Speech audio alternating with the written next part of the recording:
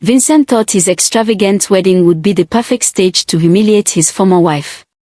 He imagined she'd arrive looking defeated and small. Instead, when Elena stepped out of a gleaming Tesla Cybertruck with 3 young children holding onto her, the entire venue fell silent. The woman he'd once called worthless now radiated quiet power, surrounded by triplets. This was only the beginning of a reckoning years in the making. In the bustling harbor city of Port Maxwell, there lived a man named Vincent Adelic. At 34, he'd built a shipping and logistics empire that commanded respect throughout the coastal region. Vincent wore Italian suits, collected vintage watches, and carried himself as though the earth beneath his feet existed solely to support his ambitions. Arrogance clung to him like expensive cologne, obvious, overpowering, and impossible to ignore. Yet beneath the penthouse views and designer lifestyle, a festering resentment consumed him daily. His wife, Elena, had given him no children. Elena was gentle-voiced and tender-hearted. Her hazel eyes held a depth of compassion that moved everyone except the man she'd married. She'd fallen in love with Vincent for the person she thought lived beneath his ambition, not for his bank account. Through 9 long years, she'd remained devoted. But those years transformed into an exhausting marathon of hope followed by crushing disappointment. Month after month, the answer remained unchanged. No pregnancy. No baby. The eruption finally came on a stormy Thursday evening. Their master bedroom felt oppressive despite its size. Elena sat on the velvet ottoman at the foot of their California king bed, hands trembling in her lap. Vincent burst through the door, ripping off his Hermes tie, irritation radiating from every movement. 9 years, Elena. Vincent's voice cracked like thunder. 9 years I've waited, and for what? Do you expect my father's company to pass to strangers because you can't fulfill the most basic expectation of a wife? Elena lifted her eyes slowly, fighting to keep her voice steady. Vincent, we've tried everything the doctors suggested. This isn't something either of us can control alone. Maybe we should consider other options, fertility treatments, specialists abroad, perhaps even. Options.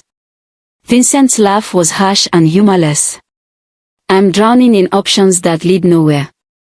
My father asks me every Sunday dinner when I give him grandchildren. My business partners make jokes about my empty house. Do you comprehend what it's like being pitted as a man who can't even produce an heir? Tears gathered in Elena's eyes. Please don't do this. I'm still your wife. We promised to face everything together, the good and the difficult. Why are you treating me like I'm the enemy? Vincent's volume increased. Because that's exactly what you've become. What's the point of a wife who can't continue my legacy? You live in this penthouse, drive luxury cars, wear designer clothes, yet you can't give me the one thing that actually matters. Elena, you're an anchor dragging me into the depths. Her voice cracked as she tried to respond. Don't say such things. Don't you think I'm suffering too? I pray until I can't form words anymore. I lie awake wondering what's wrong with me. You think this brings me any peace? Vincent, I'm drowning in this pain just like you. He turned his back, pacing the room like a predator circling prey. His fury intensified with each stride. Your suffering doesn't produce results. I'm finished with empty prayers and medical bills that lead nowhere. Tomorrow morning, I'm calling my attorney. This marriage ends now. The word struck Elena like a physical assault. Divorce. You'd actually end our marriage after everything we've built? After I stood beside you when you were just starting out? After I gave up my career opportunities to support yours? Have you completely forgotten what we once meant to each other? Vincent spun back to face her, his expression carved from ice. Sentiment doesn't create children. My father warned me about this. I should have listened years ago. I need a wife capable of giving me sons, not someone who fills this penthouse with silence and disappointment. By tomorrow night, Elena, I want you gone from my property. Elena dropped to her knees, grasping at his trouser leg. Please, Vincent, don't destroy what we have. Give this more time. Medical science advances every day. There might be solutions we haven't explored. Don't throw away 9 years because of this. Vincent jerked his leg away as if her touch contaminated him. There's nothing left to salvage. You're the defect in this equation, and I'm done wasting my prime years. You're leaving. That's my final decision. The argument reverberated throughout their penthouse. Staff members in other rooms exchanged worried glances but knew better than to intervene. Elena's anguished sobs echoed off the walls as she made one desperate final attempt. Vincent, look at me. Really see me. The woman who learned to cook your mother's recipes, who sat with you through your father's heart attack, who celebrated every business victory beside you. I've given you everything I had to offer. Don't discard me like I'm disposable. But Vincent had already sealed his heart. He grabbed his phone and made the call directly in front of her. Marcus. Yes, it's Vincent. I need divorce papers drawn up immediately. Make it clean and quick. Yes, she'll be out of the penthouse by tomorrow evening. Elena froze, staring at him with dawning horror. You already had this planned. You arranged this betrayal before even telling me. Vincent, how can you be this cruel? He looked down at her kneeling form, his tone razor sharp. Elena, you're a liability I'm eliminating from my life. If you have any dignity left, pack your belongings tonight. When I wake up tomorrow, I don't want to find any trace of you here. Elena rose shakily, her body trembling, her entire world collapsing. She walked to their enormous walk-in closet and began folding clothes into a battered suitcase she brought to the marriage 9 years ago. Her hands shook so violently she could barely grip the fabric. Every item carried memories, anniversaries, tropical vacations, charity galas, quiet Sunday mornings. Now those memories felt like elaborate lies. As she packed, Vincent stood watching with folded arms and an expression of stone. He never moved to stop her. Never showed the slightest wavering. Elena finally managed to close her overstuffed suitcase, tears flowing freely down her face. She turned toward him one final time, her voice fracturing into pieces. Vincent, someday you'll understand what you're throwing away. Someday the truth will reveal itself in ways you can't ignore. Someday you'll realize the magnitude of this mistake. Vincent didn't respond. He simply looked away, dismissing her as though she'd already ceased to exist. With hesitant, uncertain steps, Elena walked out of their bedroom, her heels clicking against the Italian marble floors. The penthouse that once represented their shared dreams now felt like an elegant prison. She passed staff members who lowered their eyes, terrified to acknowledge her departure. She pushed through the heavy mahogany door, and the hallway's fluorescent lighting struck her face. She paused, glancing back at the penthouse entrance she'd walked through as a bride 9 years earlier. Then she whispered to herself, I may be leaving with almost nothing, but I refuse to stay broken. My fate will carry me through whatever comes next. With that quiet promise, Elena stepped into the elevator, her suitcase in hand, her tears falling freely, but her spirit silently refusing to surrender to despair. Elena wandered without destination that night. She simply kept moving forward, dragging her suitcase behind her, numb with shock. The city streets were busy with evening traffic, but everything felt distant and blurred. Her legs moved mechanically, her vision clouded by tears. Vincent's words kept replaying on an endless loop, you're an anchor dragging me into the depths.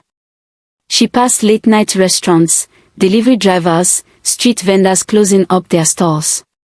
Nobody gave her more than a passing glance. Nobody realized the woman pulling a suitcase down the sidewalk had just lost her marriage, her home, her entire foundation. Her college roommate, Carmen, lived about 20 blocks away in a smaller neighborhood. They'd stayed in touch over the years despite their vastly different lifestyles, and Carmen's door had always been open. Elena hailed a taxi because she couldn't walk another step. She gave the driver Carmen's address and sat in the back seat, staring blankly out the window. When the taxi pulled up to Carmen's apartment building, Elena paid with one of the few bills in her wallet and stood on the sidewalk for a long moment, gathering courage. She climbed 3 flights of stairs and knocked softly. The time was approaching 11 p.m. Carmen opened the door in yoga pants and an oversized sweatshirt, her expression immediately shifting to alarm. Elena. Oh my God, what happened? Why are you here? Are you hurt? Elena couldn't find words. She simply collapsed forward into her friend's embrace, shaking with silent sobs.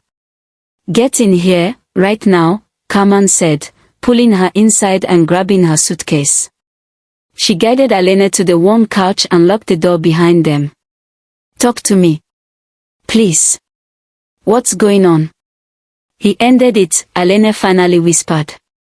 Vincent. Carmen's jaw tightened. That heartless bastard. After 9 years. After everything you've sacrificed for him. Elena rested her head on Carmen's shoulder. I don't even know where to begin. I left with just this suitcase.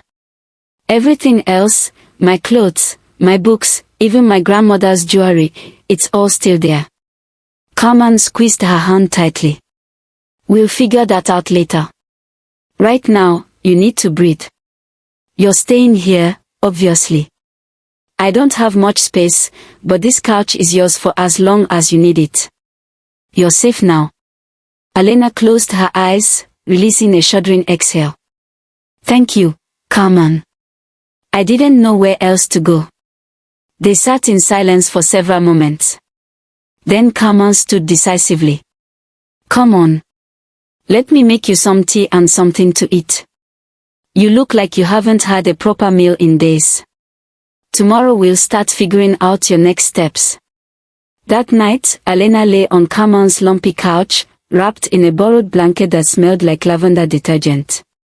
Sleep came in fragments, interrupted by images of Vincent's cold face and the sound of his dismissive laughter.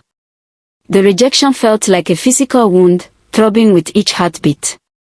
Morning arrived with harsh sunlight streaming through thin curtains. Carmen made instant coffee and toast, simple but comforting. They sat at her tiny kitchen table as the city woke up outside. What are you going to do?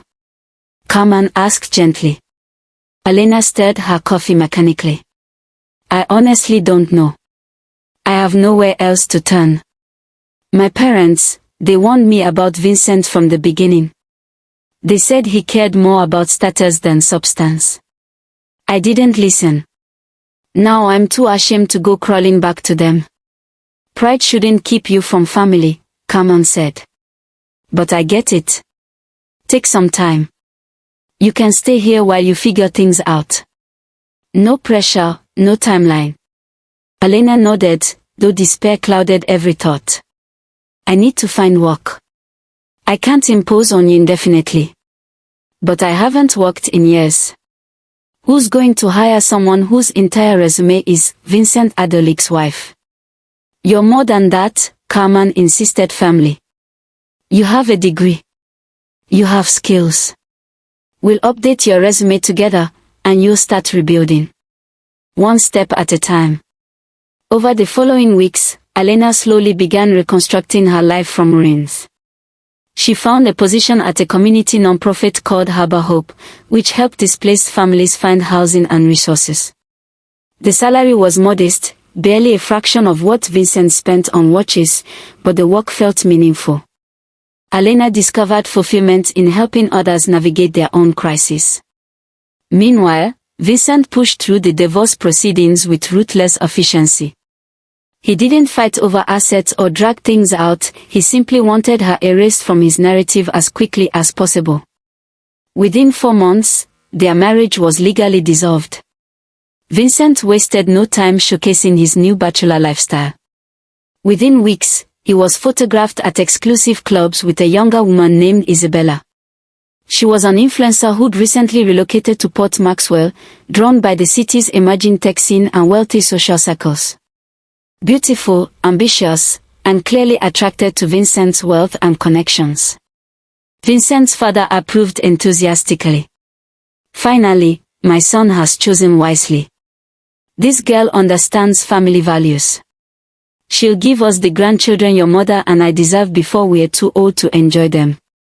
Vincent and Isabella's relationship progressed at breakneck speed. Within 6 months, he proposed with a ring that cost more than most people's annual salary.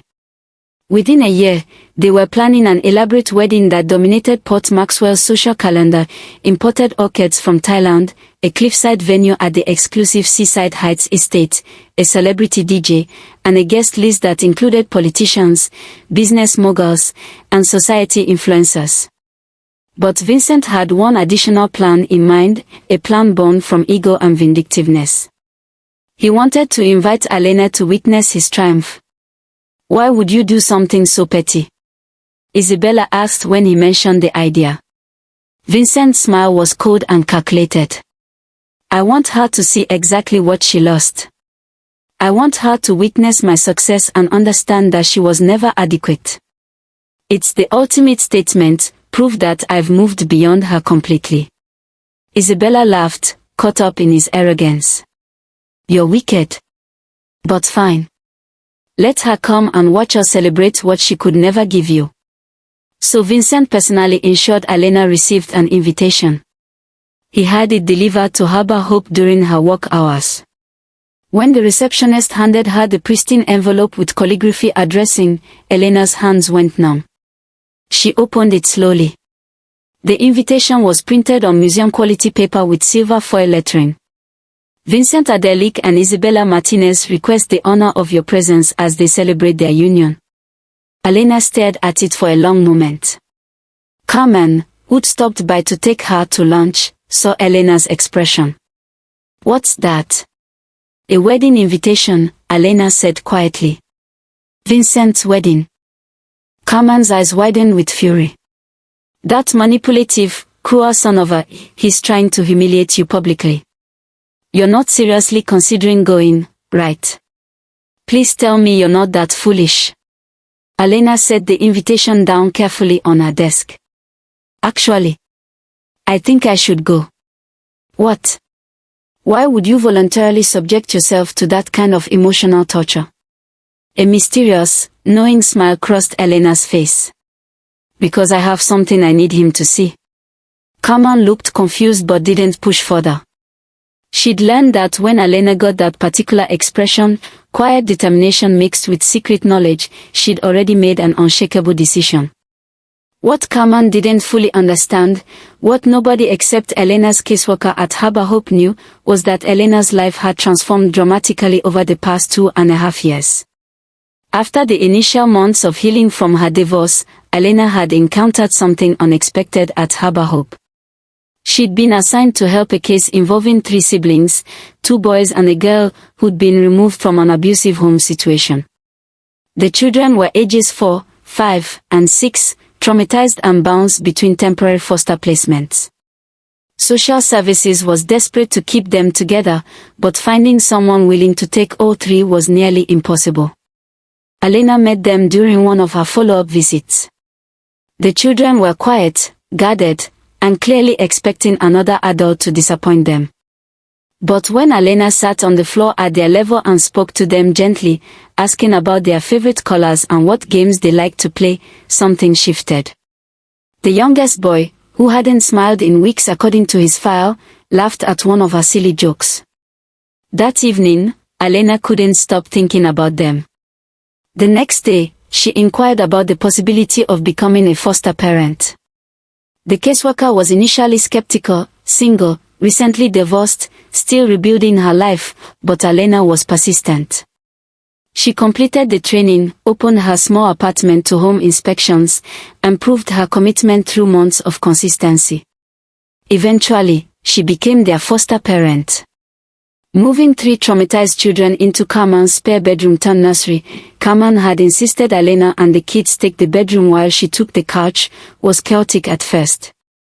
There were nightmares, meltdowns, and testing of boundaries.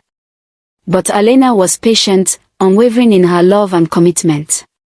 Slowly, miraculously, the children began to heal. They started calling her Miss Elena, then just Elena, and finally, tentatively, Mama. The first time the youngest said it, Elena cried for an hour. After a year of foster care and proof of stability, Elena began adoption proceedings. It was complicated, legal battles with biological relatives who'd ignored the children for years but suddenly wanted custody once they learned about potential settlement money, mountains of paperwork, psychological evaluations, and financial scrutiny. But Elena persevered with fierce determination. For months before Vincent's wedding invitation arrived, the adoption was finalized. Marco, Miguel, and Maria officially became her children. She'd moved them into a small house she'd managed to purchase with help from a non-profit housing program, nothing fancy, but theirs. A real home. Carmen knew about the adoption, but Elena had kept her new family life relatively private. Partly to protect the children during their adjustment period, and partly because she wasn't ready to face the judgment or pity of people who'd known about her divorce and Vincent's accusations of her being defective. Now, holding Vincent's wedding invitation, Elena made a decision. She would attend. Not to be humiliated. Not to appear broken. But to let Vincent see exactly who she'd become, a mother, a survivor, a woman who'd found her purpose without needing his validation. The day of Vincent's wedding arrived with cloudless blue skies and perfect ocean breezes. The Seaside Heights estate looked like something from a luxury magazine, white silk dripping everywhere, crystal chandeliers suspended from trees, exotic flowers in arrangements that cost thousands, and servers in tuxedos carrying champagne flutes on silver trays. Vincent stood near the entrance greeting guests, Isabella beside him in a wedding dress that probably cost more than a car. He smiled broadly, accepting congratulations from Port Maxwell's elite, basking in admiration. Every few minutes, he glanced toward the arrival area, watching for one specific guest. "Do you really think she'll show up?" Isabella whispered behind her professional smile. "Oh, she'll show up," Vincent said confidently. "Her pride won't let her stay away. And when she does, everyone will see her standing there alone and pathetic. It will be the perfect conclusion to that chapter." Then they heard it, a disturbance near the entrance. Voices rising in surprise and confusion. Heads turning. A ripple of shocked whispers spreading through the crowd like wildfire. Vincent's confident smile faltered as he turned toward the commotion. Rolling up the stone driveway was a vehicle that seemed to come from the future, a Tesla Cybertruck in its distinctive angular metallic glory, its stainless steel body gleaming like a spaceship under the afternoon sun. The futuristic vehicle looked completely out of place among the Bentleys and Mercedes lined up for valet parking, yet it commanded attention with absolute authority. The Cybertruck stopped near the entrance, and the driver's door opened. Elena emerged.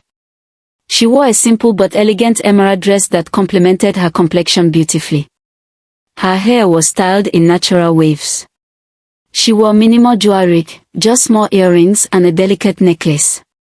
But what captured everyone's attention wasn't her appearance, it was the three children who emerged from the vehicle with her.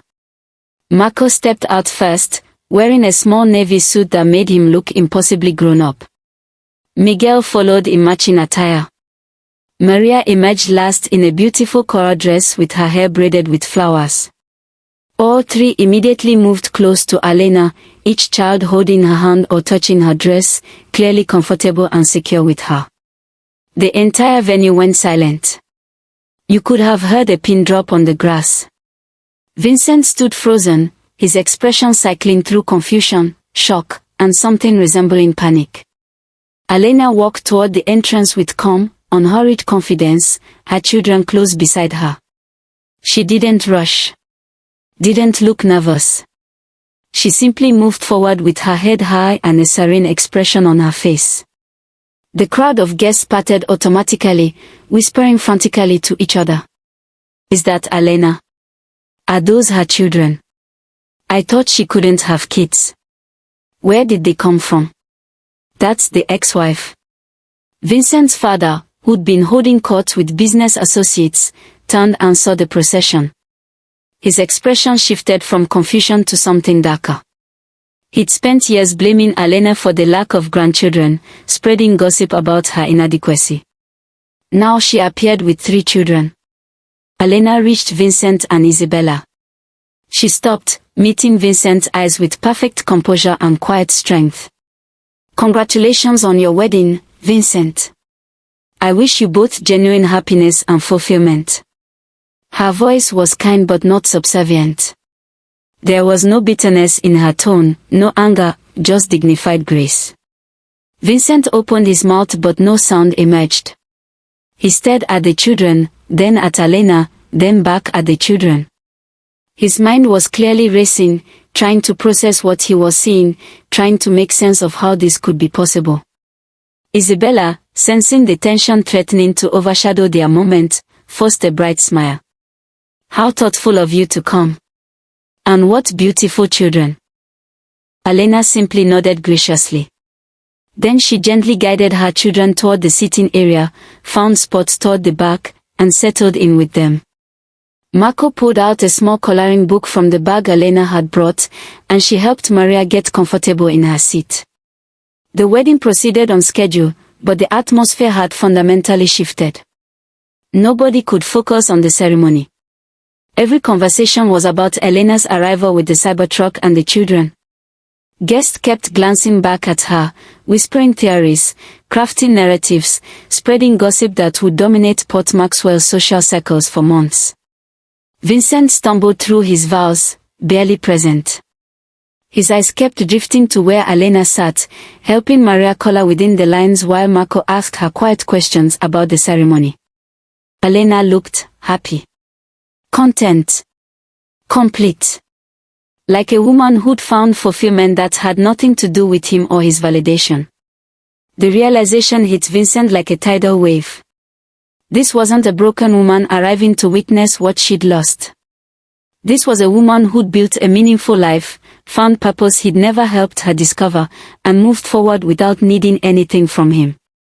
She didn't need his approval. Didn't need his recognition. She had everything she needed sitting right beside her, looking at her with absolute trust and love. The reception felt like torture for Vincent. People approached him with barely concealed curiosity about Elena. "I didn't realize your ex-wife had remarried. How wonderful that she found family. Those children seem so attached to her, she must be a wonderful mother." That Cybertruck entrance was absolutely iconic. Vincent forced smiles and offered vague responses, but internally he was unraveling. This was supposed to be his moment of absolute triumph. Instead, he felt overshadowed by the very person he'd meant to humiliate. Isabella noticed his distraction. "What's wrong with you? This is our wedding day, Vincent. Stop staring at your ex-wife."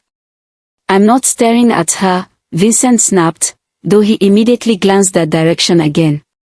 After the cake cutting and their choreographed first dance, Elena quietly gathered her children to leave. She hadn't made any scene. Hadn't drawn unnecessary attention to herself. She'd simply attended as invited, and now she was departing. As she walked toward the exit with her children, several people she'd known during her marriage to Vincent intercepted her. "Elena. It's been too long. Your children are absolutely precious. You look radiant, clearly you're doing well. That Cybertruck is amazing, so you." She graciously thanked them, answered polite questions about the children, and carefully protecting their privacy by not sharing detailed histories, and continued toward her vehicle. Vincent watched from across the manicured lawn, his champagne glass frozen halfway to his lips. He watched her laugh at something Marco said. He watched her lift Maria into the Cybertruck with obvious affection and practiced ease. He watched the genuine love and connection flowing between them like visible energy. And for the first time since their divorce, a crack appeared in Vincent's armor of certainty. A small voice in his head whispered, "What if everything you believed was wrong?" But he pushed it down. Not now. Not on his wedding day. He turned back to Isabella, forced his smile back into place, and tried to convince himself he'd made the right choices. Elena drove home with her children chattering excitedly in the back seat about the pretty decorations and the fancy ice sculptures. When they arrived at their modest but warm house, a small two-story with a fenced yard that the kids had helped plant with vegetables, she helped them out of their nice clothes and into comfortable play clothes. "Did we do good, Mama?" Miguel asked, seeking her approval. "Were we helpful?" Elena pulled him into a hug. "You all did perfectly. I'm so incredibly proud of how well-behaved and kind you were." "That man looked scared," Marco observed with a child's blunt honesty. Elena smiled gently. "Sometimes adults have to face things that challenge what they thought they knew. That's not our concern anymore, though. We have our own beautiful life to focus on." That evening, after the children were asleep in their shared bedroom, they still preferred being together at night, Carmen came over with a bottle of wine. "Tell me absolutely everything. I want every single detail of Vincent's face when you rode up in that Cybertruck." Elena recounted the day while they sat on her small back porch, watching fireflies in the yard. When she finished, Carmen shook her head in amazement. "You're a legend. You showed up like something out of the future, demonstrated exactly what he lost, and left without saying a single cruel word. That's the ultimate victory, being genuinely happy without him." "It's not about victory," Elena said softly. "It's about truth. I'm not angry anymore, Carmen. I'm grateful. If Vincent hadn't forced me out of that penthouse, I never would have found harbor hope. I never would have met my children. They needed me, and I needed them. Everything unfolded exactly as it should have." Carmen raised her glass. "To divine timing, perfect closure, and badass Cybertruck entrances." Elena clinked her glass against Carmen's. "To new chapters and found family." Meanwhile, Vincent's wedding night was far from romantic. He couldn't stop thinking about what he'd witnessed. The image of Elena with those children haunted him. The way she'd looked at them with such tender love. The way they'd looked at her with absolute trust and devotion. The confidence she'd radiated. That futuristic truck that seemed to symbolize her moving forward into something new while he remained stuck in his old patterns. Isabella fell asleep beside him, exhausted from the long day and too much champagne. But Vincent lay awake, staring at the ceiling of their honeymoon suite, a growing discomfort settling deep in his chest like an anchor. Over the following weeks, Vincent tried to bury himself in work and his new marriage. But questions kept surfacing, refusing to be ignored. If Elena had children now, through adoption, remarriage, or some path he didn't understand, did that mean she hadn't been the problem in their marriage? Had he ever actually investigated his own fertility? Had he simply assumed the fault lay with her because it was easier than questioning himself? The thought gnawed at him until he couldn't ignore it anymore. One morning, after Isabella left for a photo shoot, Vincent made an appointment with a fertility specialist. He went alone, without telling anyone, driven by a need to know the truth he'd avoided for years. The tests were uncomfortable and humbling. The waiting period felt endless. But when the results came back 2 weeks later, they shattered Vincent's entire understanding of his past and his certainty about who'd been at fault. The doctor sat across from him in a tastefully decorated office, her expression professionally neutral. "Mr. Adelic, the results indicate you have significantly low sperm count and severely compromised motility. Based on your medical history, this condition likely resulted from an untreated bacterial infection you had in your 20s. Without medical intervention, IVF or other assisted reproductive technologies, natural conception would have been virtually impossible." Vincent felt the room tilt. His vision blurred at the edges. "What? No, that can't be right. My ex-wife, we tried for 9 years, everyone agreed she was the one who." "Was your ex-wife ever tested thoroughly?" the doctor asked gently. Vincent fell silent. The truth crashed over him like a tidal wave. Elena had begged to see specialists. She'd suggested fertility clinics. She'd asked him repeatedly to get tested alongside her. And he'd refused every single time, absolutely certain the problem lay with her, unwilling to even consider the possibility that he might be the one with medical issues. "Oh God," Vincent whispered. "It was me. It was me the entire time." The doctor continued professionally, "This condition is actually quite common and not anyone's fault. With current reproductive technologies, there are multiple options available if you wish to pursue fatherhood with your new wife. IVF with ICSI has excellent success rates for men with your specific condition." But Vincent wasn't listening anymore. His mind was racing through every cruel word he'd said to Elena, every accusation, every moment of blame. He'd called her defective. He'd told her she was worthless. He'd destroyed her publicly and privately, convinced of his righteousness. And all along, he had been the one unable to have children naturally. He left the clinic in a complete daze. He sat in his car in the parking garage for over an hour, unable to move, unable to process the magnitude of his mistake and the weight of what he'd done to an innocent person. When he finally drove home, he found Isabella lounging by their infinity pool, scrolling through Instagram and working on her tan. She looked up with a bright smile. "Hey. How was your day?" Vincent looked at her, really looked at her for the first time in weeks. She was beautiful, yes. Stylish and socially connected. But what did he actually know about her beyond surface details? What did they have beyond physical attraction and mutual social climbing? Did she actually love him, or just the lifestyle he represented? "Isabella," he said slowly, his voice heavy.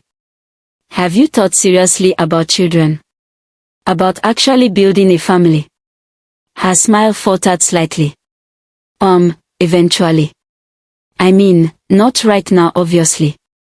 My influencer career is just taking off. I'm building partnerships with major brands.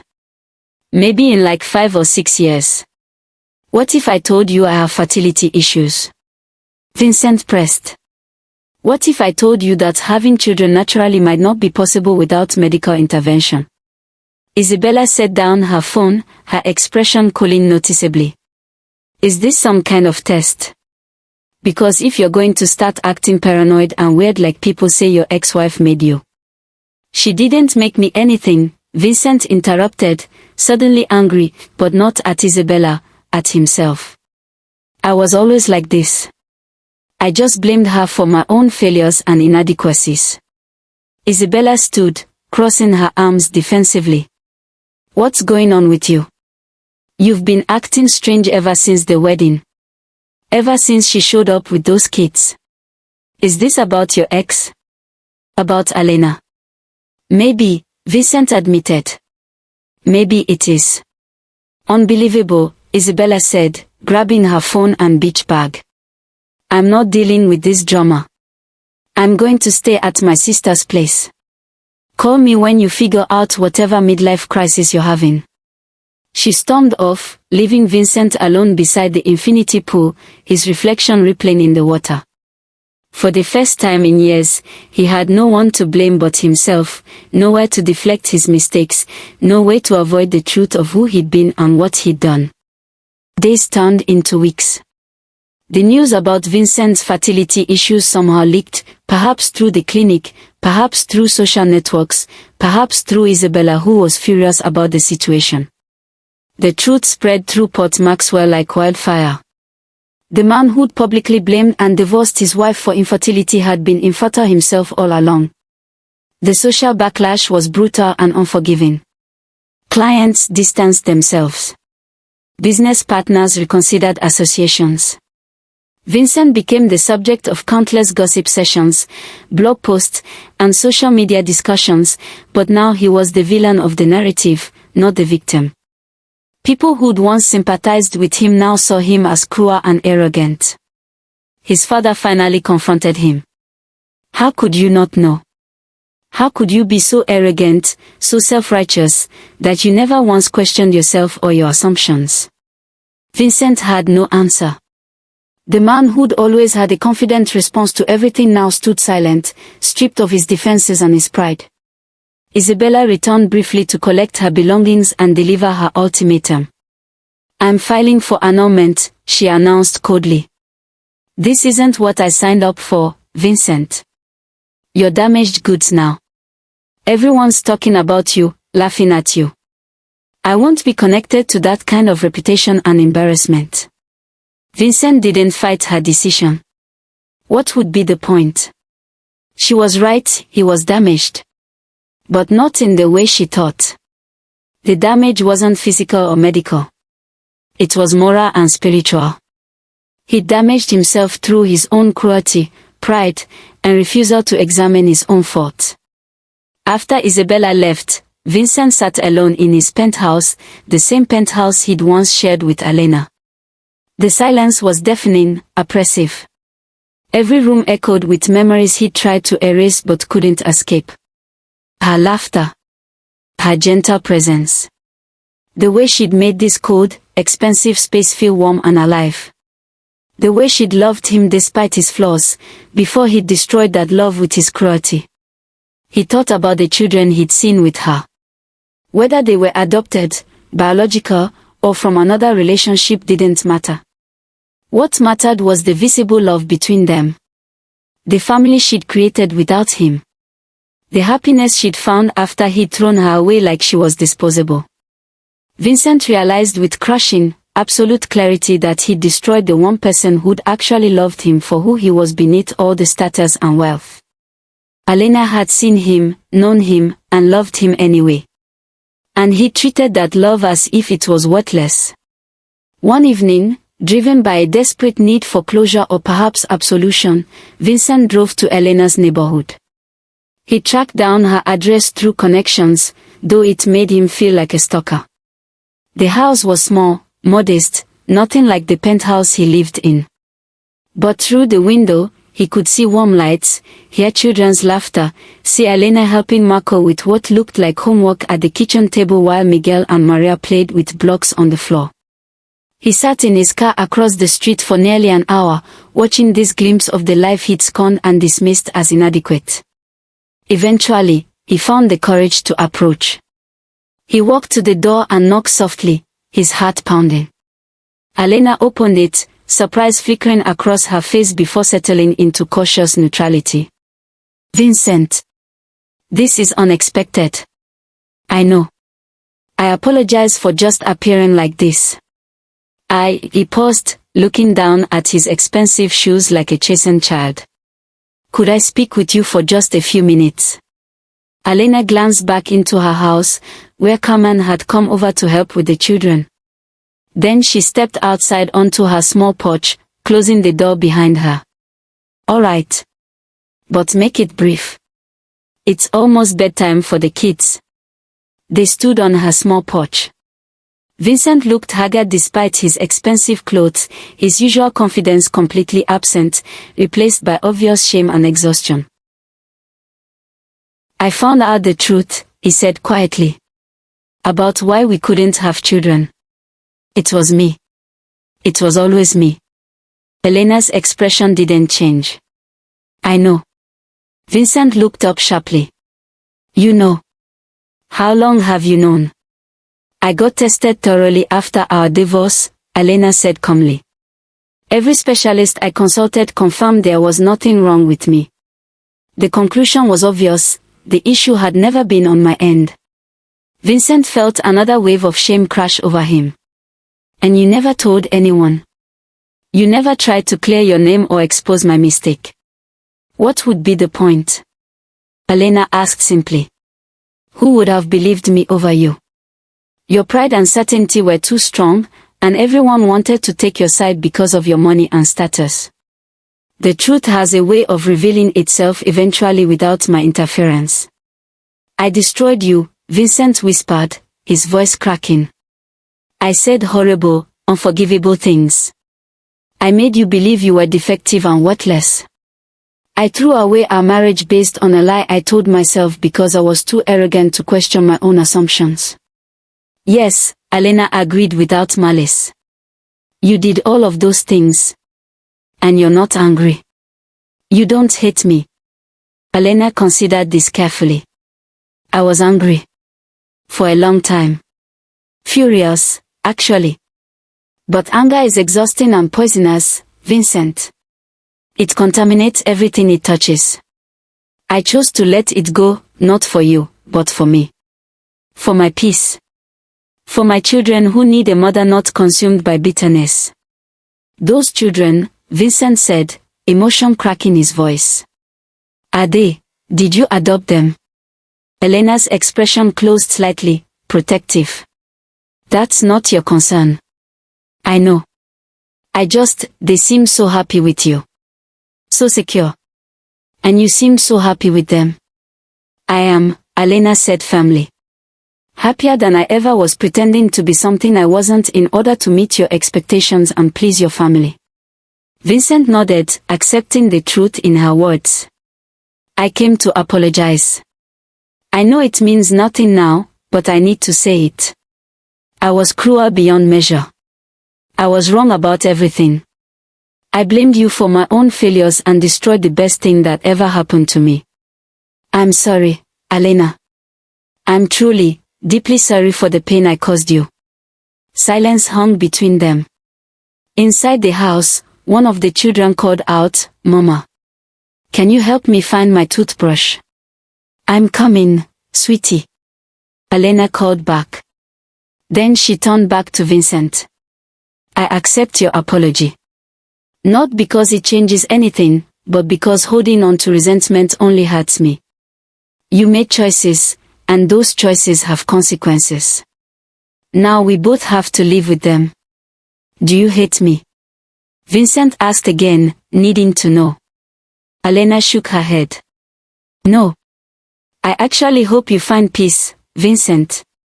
I hope you learn from this experience and become a better person. But that journey is yours to take. I've already walked mine, and it led me here, to this life, these children, this contentment. You're remarkable, Vincent said softly. I never appreciated that when I had the chance to. Good night, Vincent, Elena said, her tone kind but final. She opened her door to go back inside. Elena, he called out one more time. She paused in the doorway. Thank you. For not becoming bitter. For showing me what grace actually looks like, even when I didn't deserve it. She offered a small, genuine smile. You're welcome. Take care of yourself, Vincent. The door closed softly, leaving Vincent standing alone on the porch. Through the window, he watched as Elena gathered her children for bedtime routines, brushing teeth together at the bathroom sink, reading stories while they cuddled beside her on the couch, tucking them into beds with kisses on their foreheads. A complete, loving family that didn't include him and never would. Vincent walked back to his luxury car, climbed in, and sat for a long time in the darkness. He didn't cry. Didn't rage. He simply sat with the full weight of his mistakes, finally allowing himself to feel the consequences of his pride and cruelty. When he finally drove away, something had fundamentally shifted inside him. The armor he'd worn for so long, the arrogance, the certainty, the need to always be right, had cracked completely and fallen away. What remained was just a man, flawed and humbled, with a long, difficult road ahead toward becoming someone better. Elena, meanwhile, returned to her evening routine with her children. After they were all asleep in their shared room, they still felt safer together at night. Carmen emerged from the guest room where she'd been giving Elena privacy. Was that who I think it was? Carmen asked. Yes, Elena confirmed. And he apologized. He finally knows the truth about everything. How do you feel about that? Elena thought about it for a moment, truly examining her emotions. Lighter. Like I'm finally completely free of that entire chapter of my life.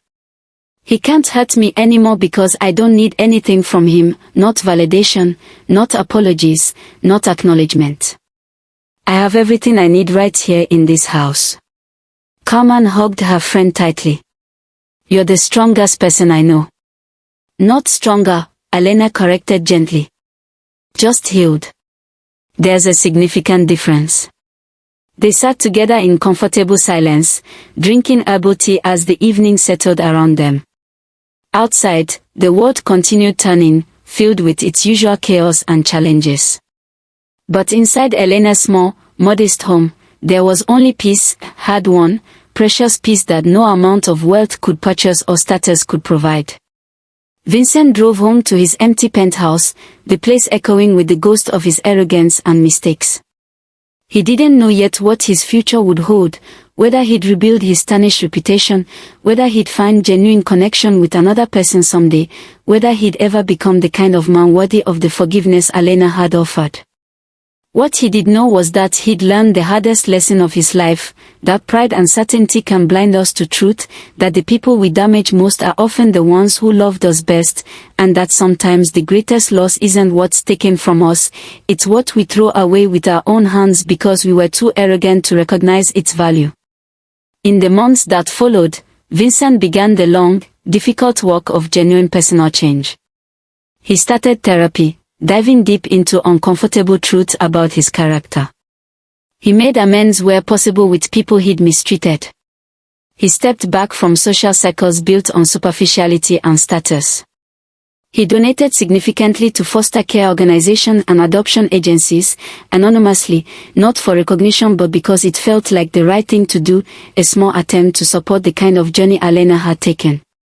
He saw Elena occasionally from a distance, at community events, at the farmers' market where she took her children on Saturday mornings, once at a restaurant where she was celebrating Miguel's birthday. He never approached her again. He'd said what needed saying, and she'd given him more grace than he deserved. The rest was his journey to walk alone. Elena's life continued blossoming like a garden after a harsh winter. Her children thrived, their early trauma slowly healing in the safety of her unconditional love. She eventually shared her story, not for revenge, but to help other women facing similar struggles. She spoke at support groups for divorced women, at foster care advocacy events, at community gatherings for single parents. Her message remained consistent: your worth isn't determined by others' judgments, your story doesn't end when someone walks away, and sometimes the greatest blessings arrive disguised as devastating losses. Years later, when her children were older and asking deeper questions, they wanted to know about their story, how they became a family, where they came from before Elena, why their mother had chosen them when others might have given up. Elena gathered them together on their comfortable couch, each child tucked under one of her arms, and she told them the truth. She told them about a marriage that ended, about heartbreak and false accusations, about feeling broken and worthless. And then she told them about choosing to rebuild, about discovering strength she hadn't known she possessed, about opening her heart to children who needed her as much as she needed them. "So we saved you?" little Maria asked, her eyes wide with wonder. Elena kissed the top of her daughter's head. "We saved each other, sweetheart. That's how the best families work, they save each other through love." Marco, now older and more thoughtful, asked a harder question. "What about the man who hurt you? The one from before we came?" Elena considered her answer carefully. "He taught me important lessons, even if he didn't mean to. He taught me that my value doesn't depend on someone else's ability to see it. He taught me that endings can become beautiful beginnings. And most importantly, he taught me that real love, the kind worth having, sees you completely and chooses you anyway. The way I choose you, and you choose me, every single day. Do you forgive him?" Miguel asked seriously. "Yes," Elena said simply. "Not because what he did was okay, it wasn't, but because forgiveness freed me to move forward fully. Holding on to anger would have poisoned the beautiful life we've built together." The children processed this, their young minds working through complex emotions and moral lessons. Then Maria, ever practical, announced, "I'm glad he was mean to you." Everyone turned to her in surprise. "Because if he wasn't," she continued with childlike logic, "you wouldn't have come to find us. And then we wouldn't be together. And I like being together." Elena felt tears prick her eyes, good tears this time. You're absolutely right, baby. Sometimes the worst things that happen to us lead to the best things in our lives. That's not always true, but it was definitely true for us. They sat together for a while longer, watching the sunset through their window, a family built not from biology or legal documents but from choice, commitment, and unconditional love, the kind that weathers storms and emerges stronger, more beautiful, more real. And somewhere across the city, in a penthouse that had never truly felt like home, Vincent sat alone with his regrets, finally understanding what he'd lost and why it could never be reclaimed. But perhaps that understanding itself was a kind of grace, painful but necessary, the first step toward becoming the person he should have been all along. The story could have ended bitterly, with revenge and resentment poisoning everyone involved. Instead, it ended with a more difficult and ultimately more powerful conclusion, with forgiveness, growth, and the recognition that sometimes the greatest victory isn't destroying those who hurt us, but simply building a beautiful life that proves we never needed them to be whole in the first place. Elena had been called defective, worthless, an anchor dragging someone down. And she'd discovered that none of those labels were true or had any power over her actual worth. She'd always been complete, she just needed to step away from someone who couldn't see her value to finally recognize it herself. And that recognition, hard-won and precious, made every moment of pain worthwhile. She'd driven away from Vincent's wedding in that futuristic Cybertruck not as a statement of revenge, but as a symbol of moving forward into a future that belonged entirely to her and the family she'd chosen to build.